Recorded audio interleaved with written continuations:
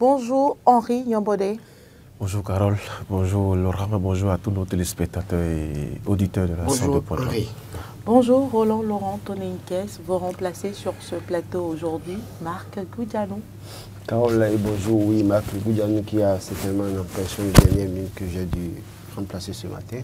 Bonjour Henri, bonjour téléspectateurs, internautes et auditeurs. C'est parti pour le tout premier sujet à aborder sur ce plateau. Vous le savez, un quotidien l'a dit clairement d'ailleurs à sa manchette. Les responsables du parti LD convoqués à la police judiciaire n'ont pas répondu à l'appel convocation de Yayi Agbodjo et Lodjou. Le parti Les Démocrates dénonce une manœuvre d'intimidation politique. Roland Laurent Toneninkes. Bon, manœuvre d'intimidation politique ou pas, dès lors que vous enfreignez la loi, c'est possible qu'on vous convoque. Sauf que là, on ne sait pas quel est le motif qui conduit à convoquer Boni Yayi, l'ancien président, à convoquer Renaud Agbodjo, candidat du Parti des démocrates, et son colistier Jude Bonaventure Lodjou. Puis, j'ai pu revoir la réaction de certains citoyens et je trouve que cette réaction est assez légitime. Boni Yayi, quoi qu'on dise, a été président de la République du Bénin. On ne peut pas le convoquer dans ces formes-là, dans une certaine mesure. Mais bon, c'est la loi, on vous dira, durera laisse, bon, nul n'est au-dessus de la loi. Mais attention, nul n'est au-dessus de la loi. Mais attention, dans bien des formes, parfois, il y a des gens, quand vous voulez vous les opposer à la justice, il faut une forme. Dans la forme, il faut quand même se référer à ça. On a pu voir aussi l'avocat de Maître Agbodjo qui explique que oui, pour convoquer Maître Agbodjo, puisque c'est un avocat, il faut saisir le paquet qui doit servir l'ordre des avocats et que c'est de ce, à partir de ce moment qu'on peut le convoquer. Mais attention, là aussi, les gens, il y en a qui disent que véritablement, il n'est pas avocat dans les conditions dont on parle, il est candidat d'un parti politique, donc on ne le convoque pas sous son manteau d'avocat, mais on le convoque sous son manteau de candidat.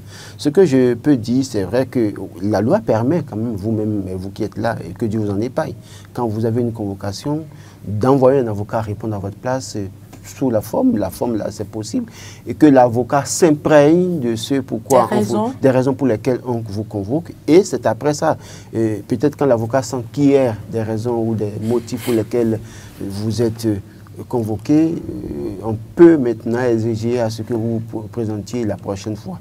Alors quand vous ne vous présentez pas, il y a ce qu'on appelle dans le droit un soit transmis où on viendra vous chercher en toit de force.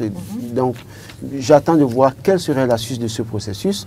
Mais je pense, et c'est mon avis, c'est mon avis, ça peut ne pas être partagé par beaucoup de personnes, je pense que la période que nous traversons est assez sensible et donc cette affaire de convocation, au lieu d'en rajouter à la préservation de la paix, peut être un motif de menace de la paix. Donc faisons attention. J'ai pu voir la menace de Michel Soudine qui disait que son parrainage aurait été falsifié et qu'il ne faut pas que le parti le pousse à aller les convoquer. Est-ce que c'est cette convocation-là, cette menace-là, lui qui avait promis qu'il ne voulait pas en rajouter davantage au problème du Parti des démocrates, est-ce que c'est lui qui est derrière cette convocation? On a pu voir, et le Parti des démocrates fait bien de nous sortir un condensé de la manière dont il a reçu son parrainage, de la manière dont il a signé, sans pression, et la manière dont il l'a donné aussi en tout, avec sourire.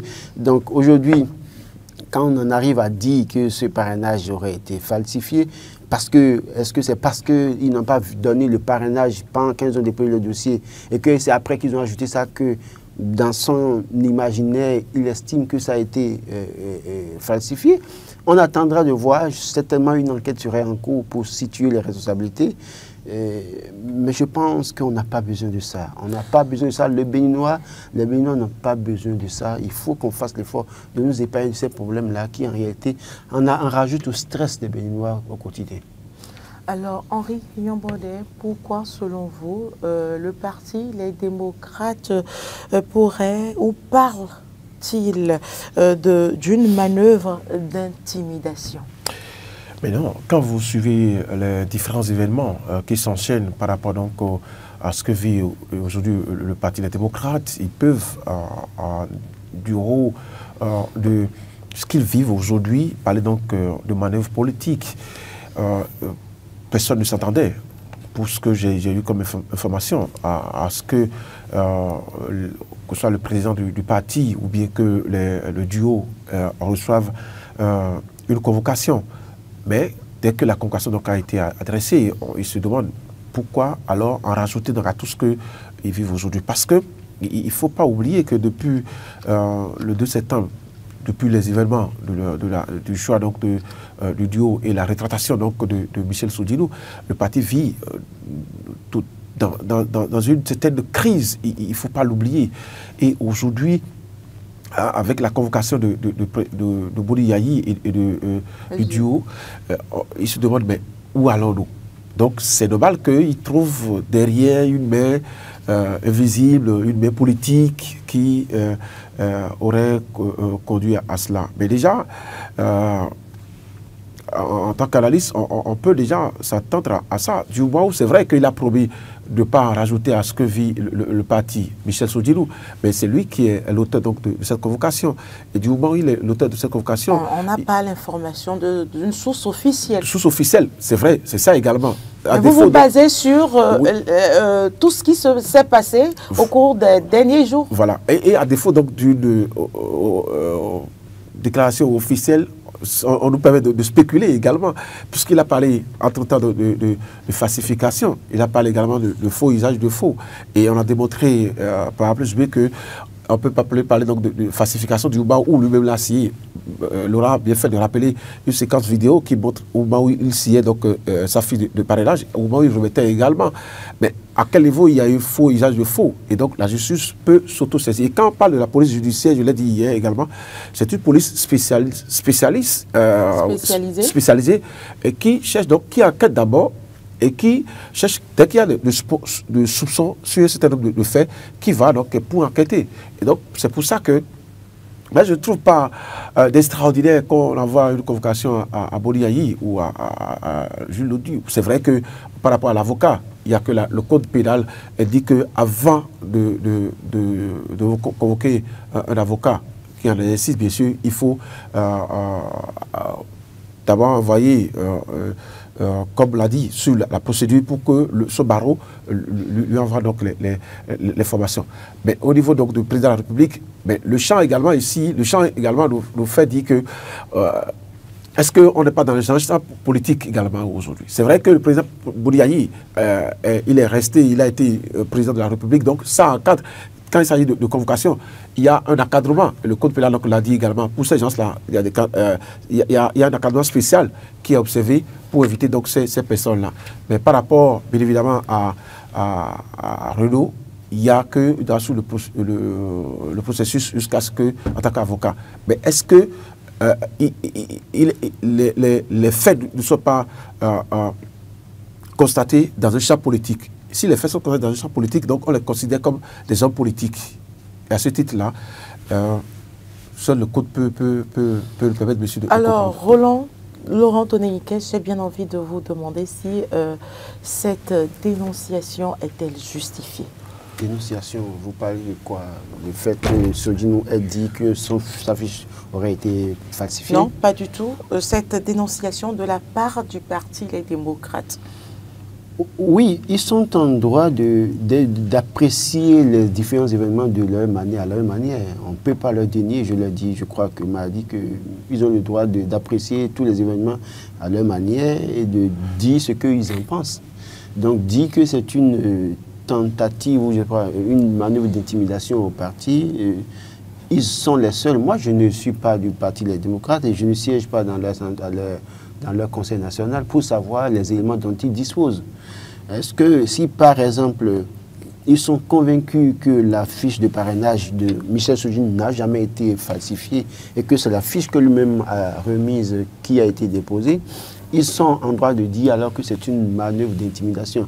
Maintenant, c'est là où les autres finiront par prouver que la fiche a été falsifiée, qu'en réalité, on peut comprendre pour dire, mais écoutez, de quoi parlez-vous en parlant de manœuvre d'intimidation? Donc, ils ont certainement des éléments d'appréciation qui leur permettent de dire, non, attention, ce qui se passe là, c'est une manière de nous intimider, de nous amener, en tout cas, à nous taire sur ce qui se passe là et à subir.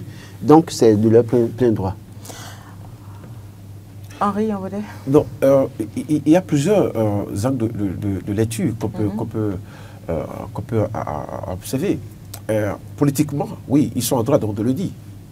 Vous savez, on est en politique et tous les coups sont possibles et tous les coups sont permis également. Mais sur le plan juridique, est-ce que la procédure est légale? Quand on va poser cette question-là, on va trouver oui, que la procédure est légale. Parce qu'il y a convocation, il n'y a pas eu,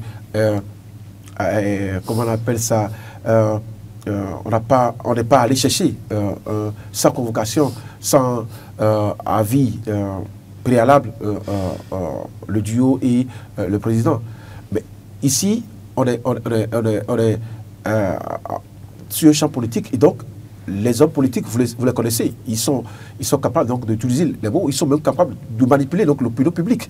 Et donc le dire comme ça, oui, peut-être qu'ils ont des raisons pour le dire, mais jusqu'à ce jour, est-ce que vraiment il y a eu d'intimidation? Intimidation, quand on prend le mot, dans l'expression même, on peut, à quel niveau il y a eu d'intimidation? On peut chercher à le savoir.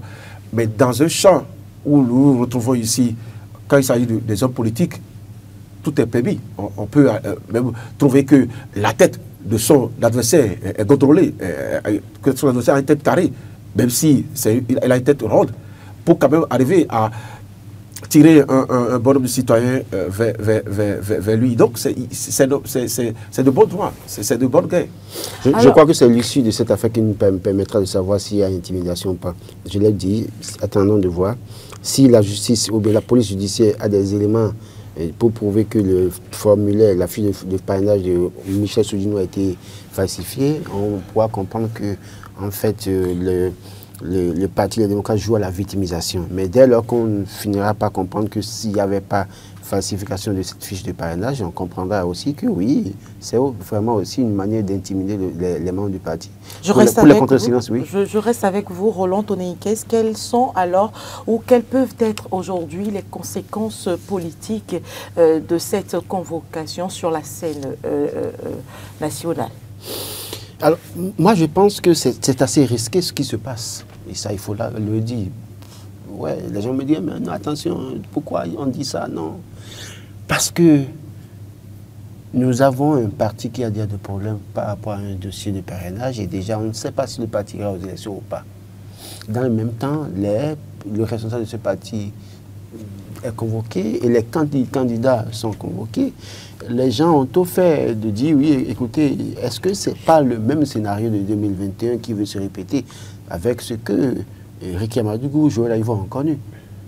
Donc, il y a une crainte. Alors, est-ce que cette fois-ci, ça va être aussi facile de gérer une telle affaire de cette manière? Et les conséquences, c'est que ça risque de fragiliser la classe politique. Ça risque de créer des problèmes que nous ne souhaitons pas. Je l'ai dit tout à l'heure, il ne faut pas en rajouter au stress des Béninois. Les Béninois, tous les jours, réfléchissent. Et avec cette situation qui fait que les démocrates sont dans une sorte d'incertitude, on ne sait pas s'ils iront aux élections ou pas, ça en rajoute davantage au stress de certains Béninois. Écoutez, regardez l'espoir, même si on allait aux urnes et que Romuald Wardani et Talata gagnaient les élections, le choc ne serait pas plus violent que ce que les gens pressentent maintenant. C'est-à-dire, ils n'ont même pas la possibilité d'espérer aller voter au moins avant qu'on nous dise « bon, vous avez perdu ».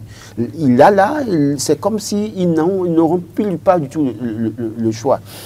Et ça en rajoute au stress de certaines personnes qui, pour autant, ont espoir de ce que, bon, ils vont aux élections, on aura la chance de s'exprimer, on aura la chance de faire parler notre choix politique dans les urnes. Donc, il y a un problème déjà.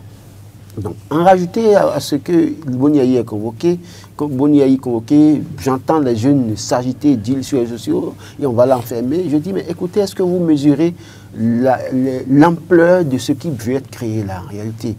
je ne le dis pas parce que, oui, je veux faire peur aux Béninois, mais je le dis pour que ceux qui sont au niveau de la police, ceux qui sont au niveau de la justice béninoise, prennent conscience, conscience de la gravité d'une telle chose. Je peux être d'accord qu'on aille écouter Boni-Yayi, veuillez aller écouter Boni-Yayi, d'accord? Je peux être d'accord qu'on en dépêche les gens pour aller l'écouter dans son domicile, dans une certaine mesure, mais de sorte à ce qu'il faut qu'on le convoque et qu'il se présente et que certains jeunes s'amusent à dire qu'on peut l'enfermer.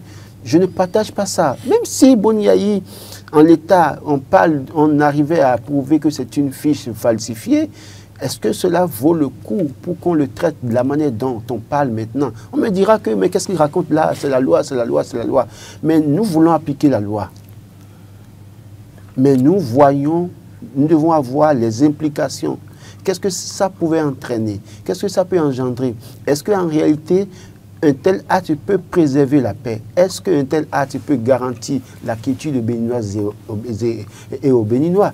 Donc, c'est autant de choses. Moi, je pense que l'impact, on ne peut pas mesurer l'impact maintenant. C'est quand ça va commencer par aller dans tous les sens qu'on comprendra que, oui, attention, on n'aurait pas dû, on n'aurait pas dû. Mais si, en réalité, avec une petite dose de sagesse, on peut nous éviter un certain nombre de choses, je demande à la justice, je demande à la police judiciaire de faire l'effort de nous éviter certaines choses. On vous dira tout simplement que la police judiciaire est en train de faire son travail. Ils font leur travail. Nous savons, le Bénin n'est pas né en 2015, il n'est pas né en 2016, le Bénin n'est pas né en 2025.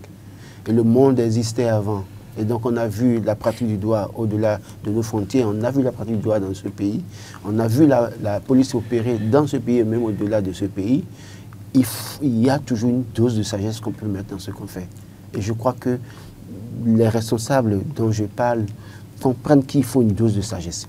Moi, j'en appelle à leur sagesse dans la gestion des situations que nous vivons maintenant, des événements que nous traversons maintenant pour la préservation de la paix.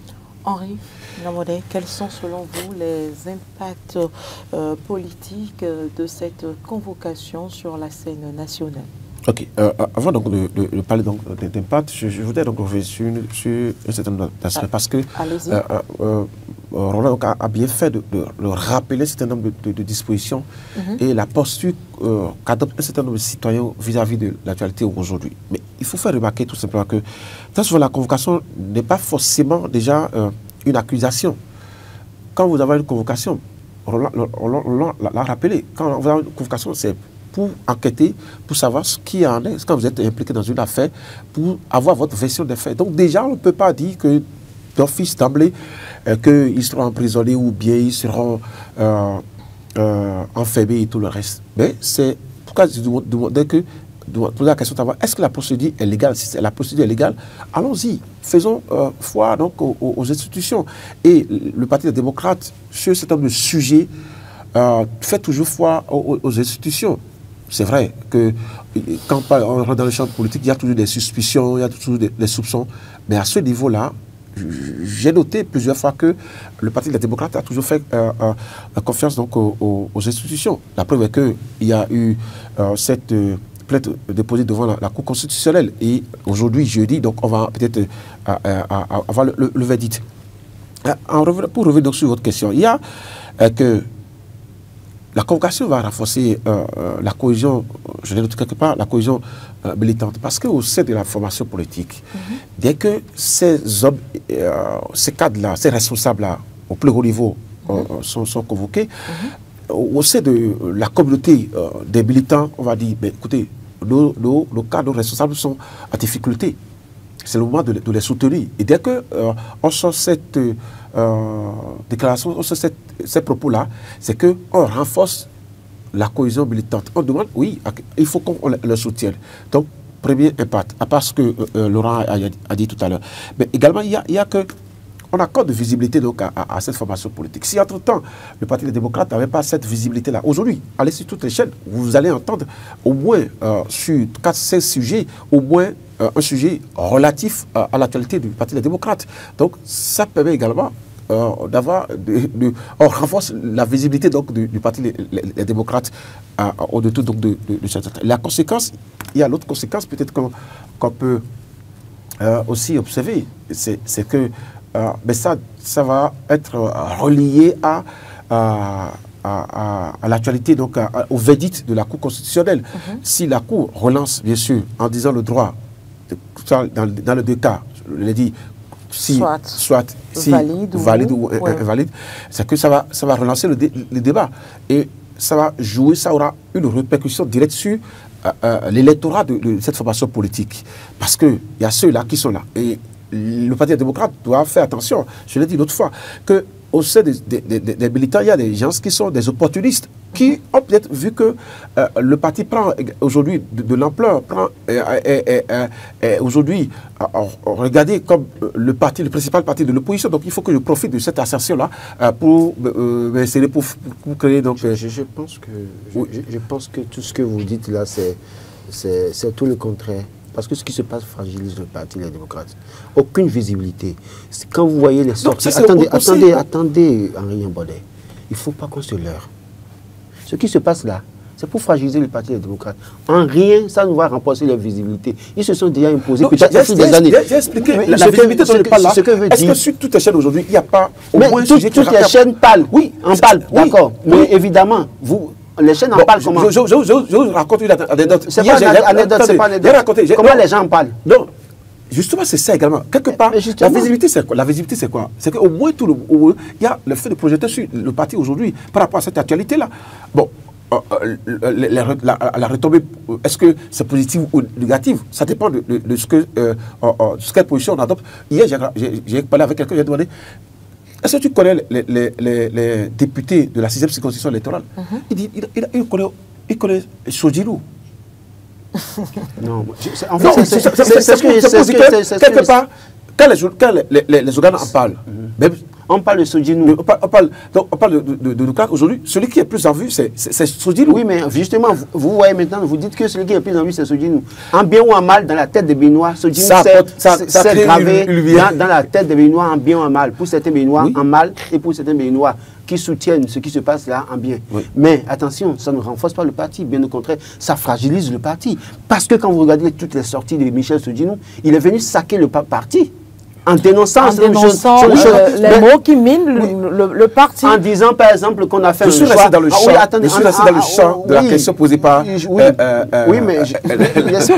Donc en disant par exemple que oui, Bouniaï a choisi son neveu et ça a été démontré que ce n'est pas le neveu de Bouniaï par exemple. Tout ça, mais ça a été quand même démontré. Oui, mais donc du coup, le peuple a finalement connu la vérité. Ça renforcera le parti à une seule condition.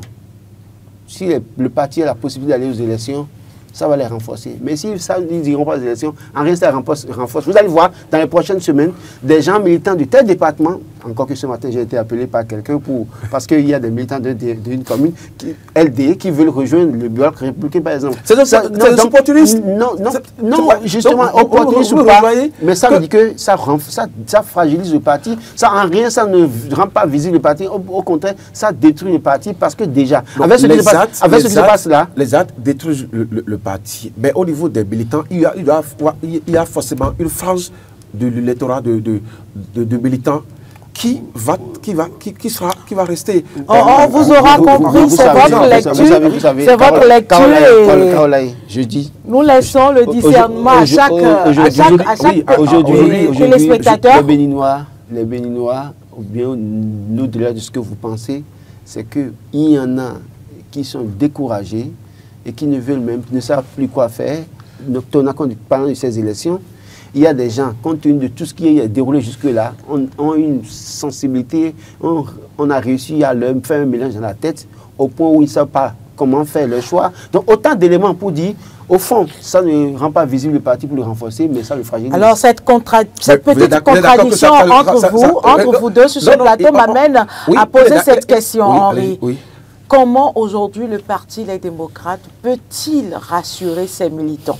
Voilà, vous nous demandez donc de faire une consultation pour le parti. Pas du tout, pas du tout. Ah oui. Allez-y très rapidement. Mais vous savez, depuis le début donc, de cette crise, je pense que quelque part il y a quelques faux pas que les responsables au niveau de ce parti-là n'ont pas pu, ont eu à faire. Quand vous êtes dans cette crise-là, l'essentiel c'est d'aller vers l'électorat, vos militants, aller à la base. leur expliquer ce qui se passe réellement, la situation.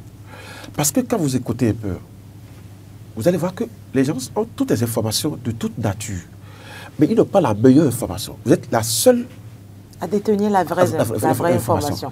Donc, allez vers la base. 2, 3 réunions, 4 réunions, dans les coordonnateurs, les superviseurs, les députés, les délégués, devraient aller vers la base pour leur expliquer. Voici ce qui se passe actuellement. Que ce soit en bien ou en mal, vous leur expliquez et ils ont la meilleure information. Mais si tant est que on laisse les gens aller sur les réseaux sociaux pour s'éprailler de ce qui se passe, ils passent à côté de l'essentiel. Soit, comme l'a dit Laurent, ils sont embrouillés parce qu'ils ont toutes les informations. C'est Sodjelou, c'est Bouriayi, c'est Lodjou, c'est, comment on l'appelle, le frère ami de Sodjelou. Roundété ou bien Roundété. Ah oui. Oui, Roundété. Et c'était Célesté. Donc, ils ont toutes les informations de tout cadeau. Mais il est essentiel pour moi que les gens, les cadres de cette formation politique-là aillent vers l'électorat, les militants, pour leur expliquer ce qui se passe. Ça va permettre, bien sûr, aux gens de ne pas s'agiter, de comprendre ce qui se passe. Et ça va permettre également à ces militants à leur base d'avoir la vraie information, de savoir comment se positionner. Voilà. Roland Tonaniquez, oui. Cette dernière question pour vous, comment aujourd'hui le Parti Les Démocrates pourrait rassurer leurs militants? J'ai bien envie de demander à Henri, est-ce qu'il pense que lui, les démocrates peuvent organiser des activités aussi facilement sur le territoire national? On connaît la réponse. De toute façon, ils peuvent le faire. Non, non, on a vu. Déjà avant même qu'on ne rentre dans cette période de candidature haute-là, déjà ils avaient des difficultés à tenir des réunions dans bien des communes. Et donc là maintenant, ils sont dans on est dans une, je ne vais pas dire crise politique, mais dans une contentieux électoral. Et aujourd'hui, leur permettre d'aller faire ces réunions de proximité à la base, c'est davantage leur donner la possibilité de se renforcer.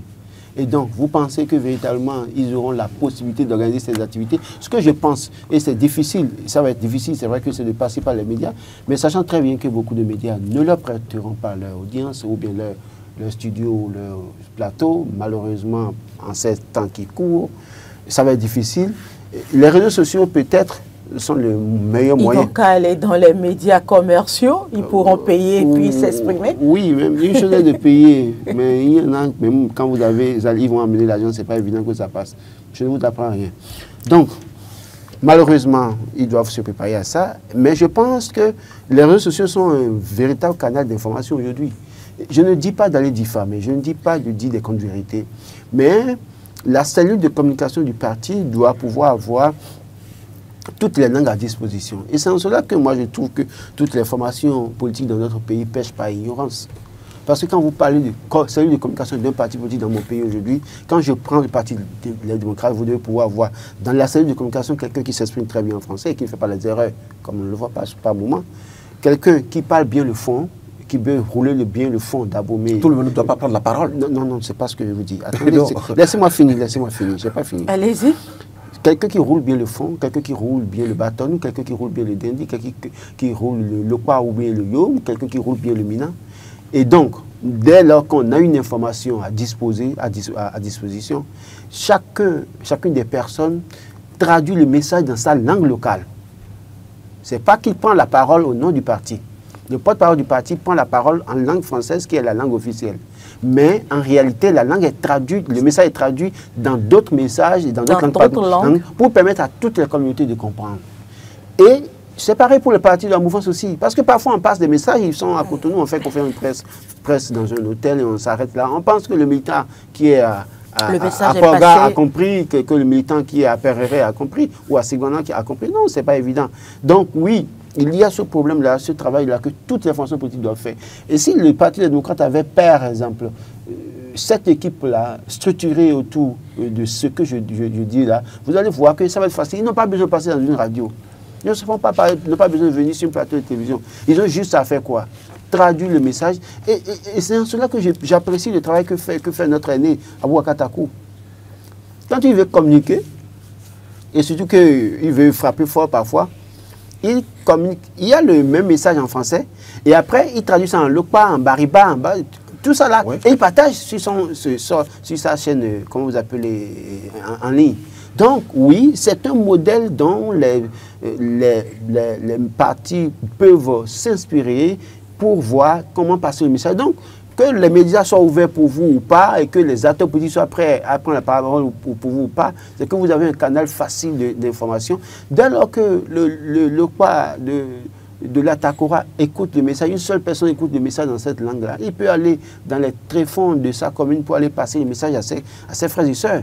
Donc, vous savez très bien que quand vous avez un parent, moi j'ai grandi à Lada, je le dis toujours, quand quelqu'un a le message, là, automatiquement, c'est qu'il vient frapper à toutes les portes. Est-ce que tu as entendu ce qui s'est passé? J'ai entendu ça aujourd'hui, hein. C'est le responsable, le parti qui envoie le message. Donc, il y a ce travail de fond que les partis doivent faire. On n'a pas besoin d'aller organiser des activités qui peuvent être interdites sur le territoire national. Suivez mon regard, on a pu comprendre ça par le passé depuis. Nous allons aborder le second sujet, mais nous restons dans le même registre politique pour s'intéresser au positionnement, j'allais dire, pour les communales reconduits ou renouvelés. C'est une information relayée par le quotidien L'Emblème du jour. Voilà, positionnement pour les communales 2026, reconduits ou renouvelés. Et c'est à cette interrogation que nous allons essayer d'apporter des réponses sur ce plateau. Il y a des gens qui seront d'office, qu'il faut d'office renouveler. Il y a des gens, il faut renouveler. Il ne faut pas reconduire certaines personnes. Et ça, il faut le dire. Ça peut ne pas être du goût de certains de mes amis ce matin. Si vous avez bien fait, on va vous reconduire. Mais si vous avez mal fait, que malgré nos cris de détresse, vous n'avez pas changé les choses, il faut renouveler l'équipe. Et je crois que les positionnements, les quelques noms que j'ai pu voir pour certaines communes aujourd'hui, ça me rassure que oui, on veut renouveler. D'ailleurs, vous savez, beaucoup de communes... Est-ce qu'il faut renouveler pour renouveler? Oui, il faut renouveler pour renouveler d'abord dans ce cas. Parce que certaines communes ont péché. Pourquoi ne pas se baser sur le bilan? Quand il y a un bilan de quel maire ou quel secrétaire, il faut renouveler. Pourquoi? Parce que il y a des communes qui ont péché par paresse. Si vous êtes maire... Pourquoi ces affirmations? Je n'ai pas cité une commune encore maintenant. Mais je n'ai pas dit que vous avez cité... Vous avez affirmé quelque chose, oui, et je vous demande de donner les raisons. Il y a des communes dans lesquelles les populations ont dénoncé pas mal de choses. On dira que c'est les secrétaires exécutifs qui n'ont pas donné la possibilité, qui n'ont pas donné la main, qui n'ont pas fait ci, on fait ça. Mais à quel moment est-ce que les maires sont montés au créneau pour nous situer? Parce qu'ils sont tous complices de ce qui s'est passé. Vous croyez qu'ils pourront, ils ont la liberté de monter au créneau? Caroline, si un maire, bon c'est vrai, vous avez en partie raison, parce que ceux qui sont nommés ont le droit de soumission à ceux qui les ont nommés et ne peuvent pas oser dénoncer. Je n'ai jamais dit ça, c'est une question. Oui, mais c'est vous qui me posez la question. Donc, oui, quelque part, vous avez raison de penser qu'ils n'ont pas peut-être la possibilité de dénoncer parce qu'en voulant dénoncer, c'est en réalité s'opposer à celui qui vous a nommé et qui, par le fait des réformes, a amené la secrétaire ou le secrétaire exécutif. Donc, je comprends votre logique. Sauf que certains ont eu le courage de dénoncer certains secrétaires exécutifs qui ont été changés. Et ça leur a permis de quand même faire un effort à la tête de leur commune.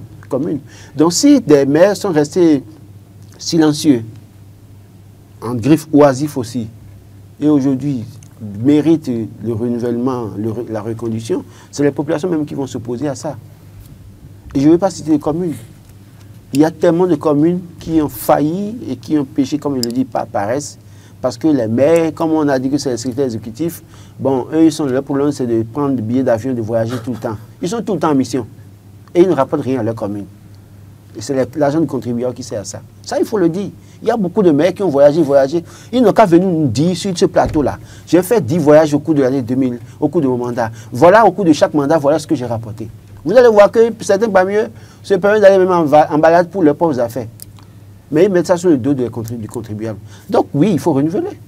On a besoin des gens qui ont une vision. Parce qu'au-delà de tout, la secrétaire exécutive ou le secrétaire exécutif est là pour... elle est le bras opérationnel, en fait, hein, l'exécutant qui met en œuvre les politiques. Mais quand le maire a une vision, les choses changent. Beaucoup de maires ont manqué de vision. Ils n'ont pas de vision pour leur commune. Leur problème, c'est d'être dans un véhicule, plaque bleue, garde du corps, et même multiplier les femmes. Il faut renouveler. Henri Yambonnet. C'est pas la vie privée, ça. Henri Yambonnet, allez-y. Bon, non, écoutez... On n'a pas entendu le dernier mot.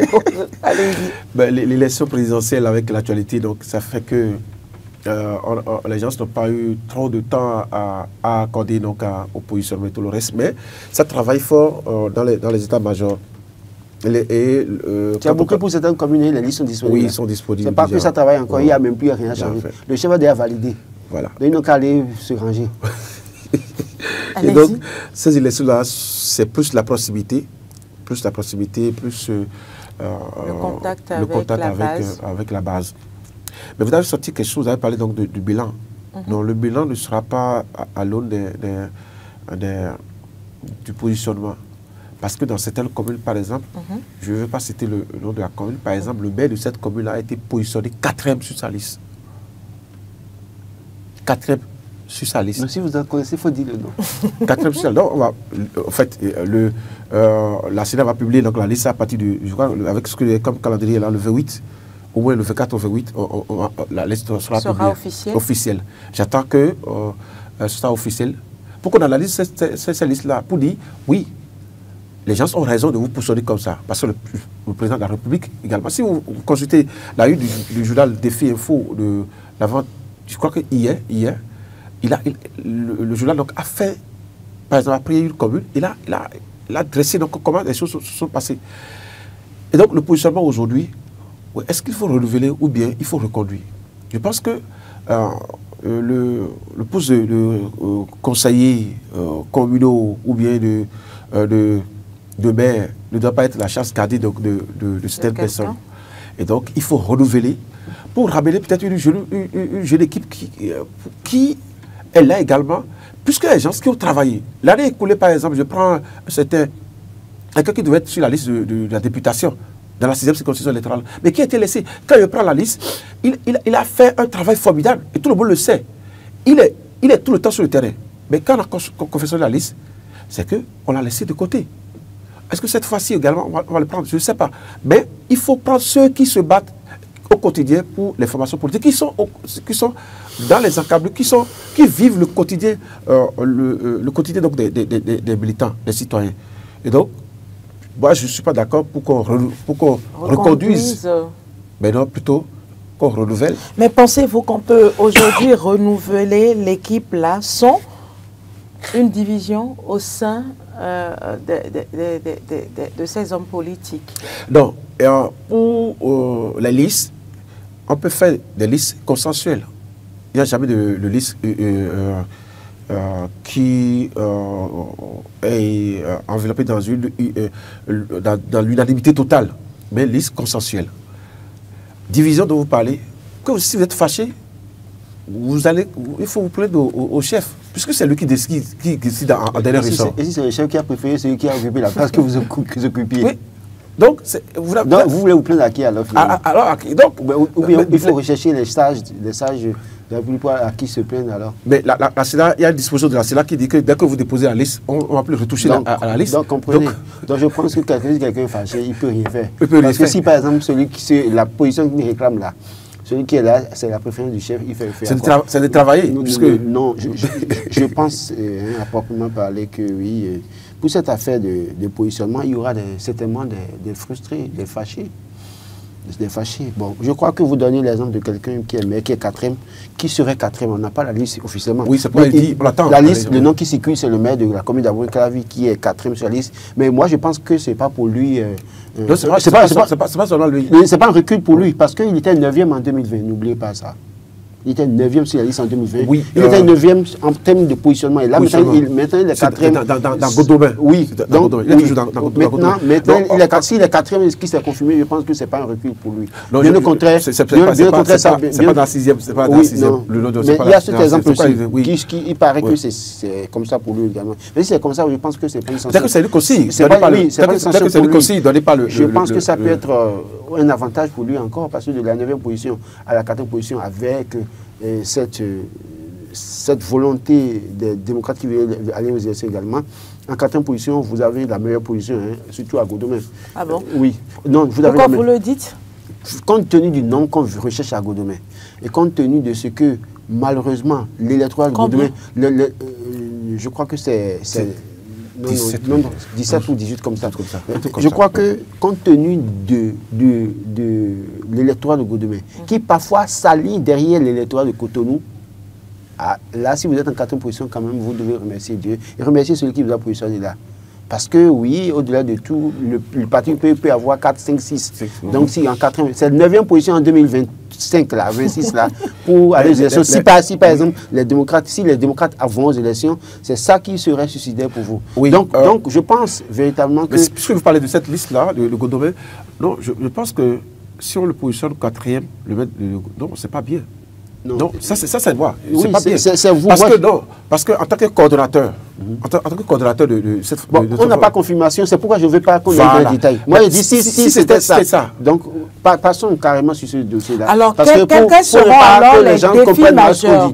Alors, quels seront alors les défis majeurs du prochain mandat? Pour les communes? Oui. Non, c'est d'avoir que les personnes qui seront nommées peut-être aient une vision pour leur commune. En réalité, je ne sais pas, on ne sait pas, est-ce que c'est les conseillers qui auront la chance d'élire les maires, mais en tout cas, de toute façon, ceux qui auront la chance d'être élus ou nommés maires, est-ce que ce soit des gens qui aient de vision?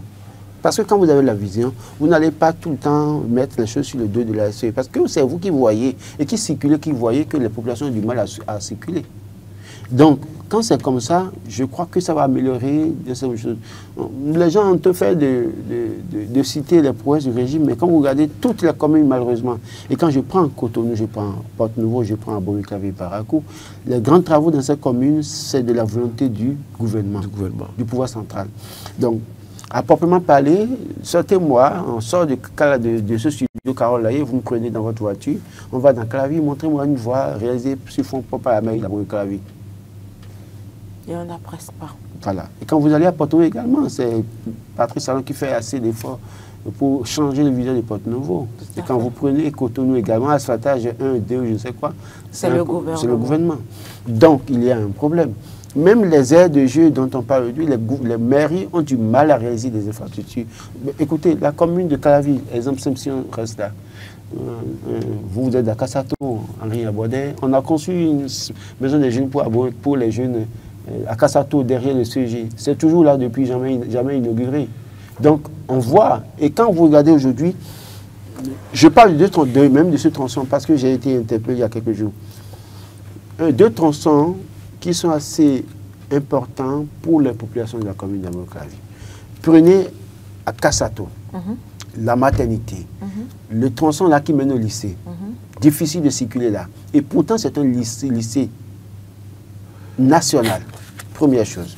Prenez par la voie de Pavé-Goudron-Kérékou aujourd'hui, le deuxième carrefour, la voie de Francis Yiné, pour sortir sur le marché Yiné, qui sort devant la maison du ministre de l'Intérieur et qui mène toujours au lycée. Oui. Difficile de circuler là. Et là, bizarrement, il y a dans la même zone de ce Kassato, il y a dans la même zone le lycée.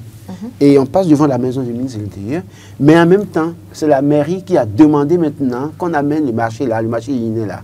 Mais on est incapable d'aménager les voies. Donc, c'est des exemples que je donne précis.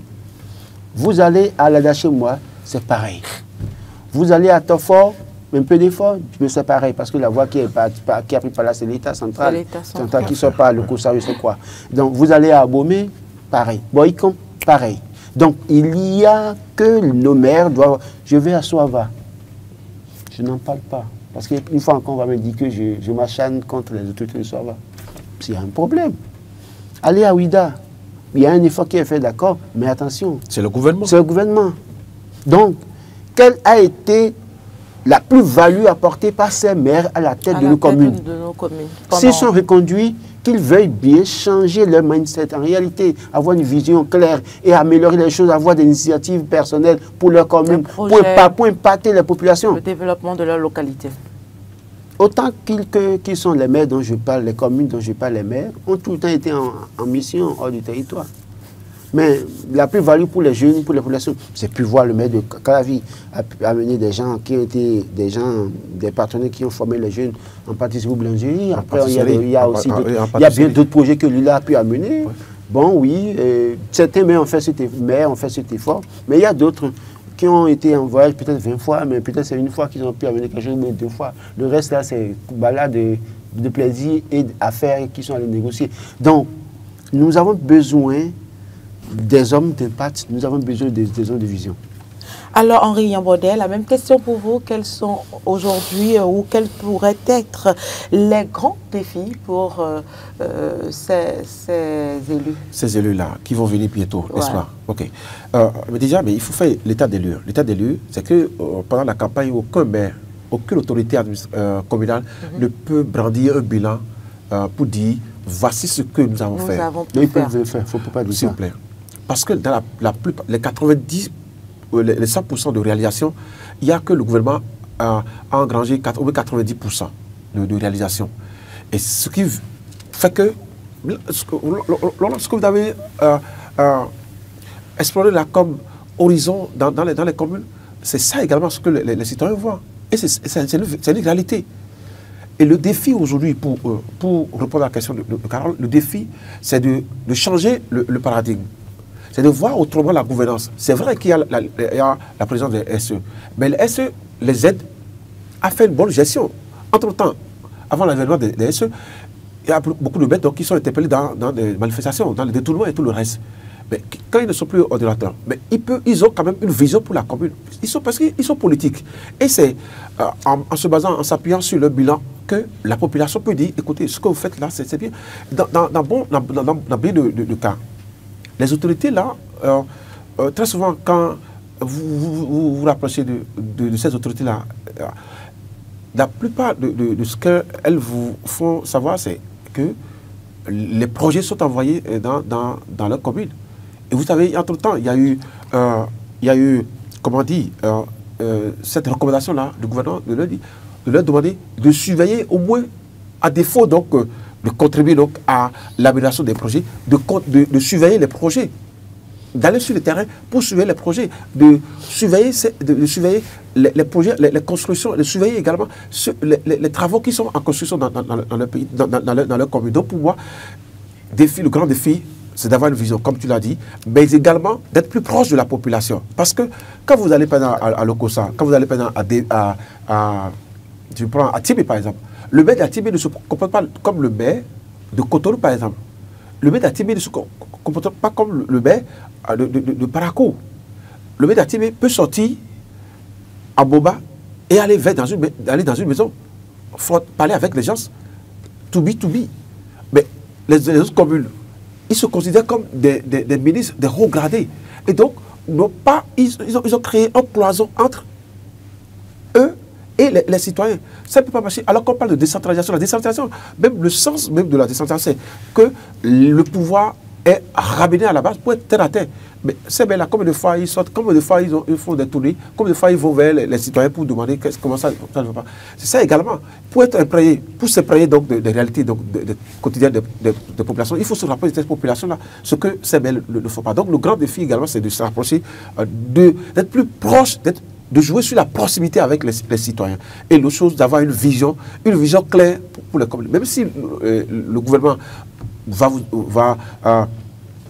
envoyer beaucoup de projets dans vos localités, mais vous aussi, vous devez taper sur la pratique pour dire, voici ce que nous avons fait. Oui, Laurent a parlé donc tout à l'heure. Et j'espère qu'ils auront le discours idéal pour pouvoir convaincre les populations. Aujourd'hui, en 2000, ce n'est pas les mêmes citoyens que nous avons en 2025. Les citoyens que nous avons en 2000, c'est autres citoyens. Aujourd'hui, en 2025, il y a plus de compréhension, il y a plus de maturité. Les gens se comprennent. Les médias sont ce que vous faites aujourd'hui, vous pensez qu'il y a des gens qui ont leur télévision et qui suivent et qui prennent note pour se faire une idée. Et donc, les gens, il y a une maturité au sein des citoyens aujourd'hui. Donc, si vous ne savez pas faire le discours, si vous tenez même l'ancien discours politique pour dire non, ça ne marche pas, ça ne marchera pas. Donc, il faut notre discours aujourd'hui pour apporter donc alors, Roland, vous êtes d'avis et quel discours il faut tenir aujourd'hui dans de telles circonstances pour convaincre l'électorat ou les populations? Est-ce que les candidats qui ont lié sur les listes pour les communales peuvent faire campagne pour dire bon, moi je veux être maire, je veux changer les choses? Non, je ne pense pas. La seule chose qu'ils doivent faire comme campagne, c'est voter pour moi. Après, on va s'entendre pour choisir le maire. Pourquoi? Parce qu'ils n'ont plus la possibilité de se mettre en valeur personnellement. Hein. Avec les tests, avec les réformes. Vous êtes candidate, Carole Laye à Savert, vous ne pouvez pas vous taguer d'être le maire d'office et espérer. Même si vous avez le milliard, c'est que si on décide de nommer, non, ils le savent. Si on décide de nommer Henri, c'est qu'on nommera Henri, vous allez vous plier, vous taire. Donc, au fond, est-ce qu'aujourd'hui, les gens ont besoin de faire campagne? Si les gens peuvent faire campagne pour dire je veux être maire, je vais changer les choses dans les discours et ça va impacter la population, il faut alors revoir. Il faut faire évaluer la réforme sur la décentralisation, notamment qui a amené les SE. En réalité, le véritable problème aujourd'hui, qui fait que les maires n'ont pas de bilan à proprement parler à présenter pour dire j'ai fait ci, j'ai fait ça. Parce que ce qu'ils vont présenter, vous allez voir que c'est grâce à la secrétaire exécutive ou bien au secrétaire exécutif que ça a été fait, mais en même temps sous l'onction du pouvoir central. Ouais. Donc oui, c'est ça le véritable problème. Donc je pense que cette réforme doit être revue aussi, voir dans quelle mesure on concède une partie des prérogatives aux maires qui puissent les faire valoir en son temps. Parce qu'aujourd'hui, les maires sont devenus juste des autorités politiques et pas des autorités administratives ou des exécutants de ce qui doit se faire dans leur commune. Donc, ils doivent se référer. Donc, si on revoit ça, la collaboration entre maire et secrétaire exécutif, ça peut améliorer les choses et ça peut amener les gens à bomber le torse pour dire, bon, je suis candidat, je veux être maire de la commune d'Abonkavi, je suis candidat, je veux être maire de la commune d'Alada. Mais aujourd'hui, si vous dites que vous levez pour dire que vous êtes maire de la commune d'Alada, sur quoi vous vous basez pour le dire? Ce n'est pas évident. Dernier sujet à débattre, bientôt la construction de 5 lycées oui. Au plan national et d'une école normale supérieure. Une initiative à saluer. C'est promis depuis 2023 ou 2021. Enfin, on a la bonne nouvelle, il faut s'en réjouir. Parce que oui, évidemment, quand vous regardez un peu dans notre pays, les lycées, on en a besoin. Le monde évolue. On a besoin d'amener les enfants à savoir faire quelque chose le plus tôt possible en étudiant. Parce que quand vous allez dans le lycée, allez voir le nombre d'apprenants que le lycée d'Akassatou a mis sur le marché et ce que ça apporte à notre communauté. Donc, on ne va pas continuer à faire de la littérature dans nos universités ou dans nos écoles. Il faut initier les enfants à la technique, leur permettre de commencer par gagner leur vie très tôt. Parce que un enfant qui fait le lycée, dès lors qu'il a fini avec le bac, il peut être opérationnel. Il peut surtout prendre en charge. Donc oui, parce que nous autres, on a étudié, Carole a étudié linguistique, c'est pas, on a étudié linguistique. J'ai été en première année de linguistique, j'ai dû fuir parce que je m'ennuyais à un moment donné. Donc, pour aller me retrouver en sociologie. Mais faire sociologie, on a fait tout ça, géographie, on a tout fait. Alors qu'en réalité, il y avait la possibilité d'aller faire un lycée. Moi, j'ai un ami avec qui j'ai fait les classes jusqu'en 3e quand on a eu le BPC. Il est allé faire le lycée avec comme je dis de ses cours. Aujourd'hui, écoutez, il est milliardaire parce qu'il fait de l'engrais bio. Il vend. Il est aussi milliardaire. Il a son... Non, je ne parle pas, pardon, il ne faut pas... Non, attendez. Non, vous êtes aussi milliardaire. Non, je suis milliardaire, mais... On peut faire le débat. Soyons modestes. C'est-à-dire moi, là... Il faut d'abord passer par l'étape de millionnaire. Je suis milliardaire par mes convictions. Je suis milliardaire par mes convictions. Mais c'est un frère.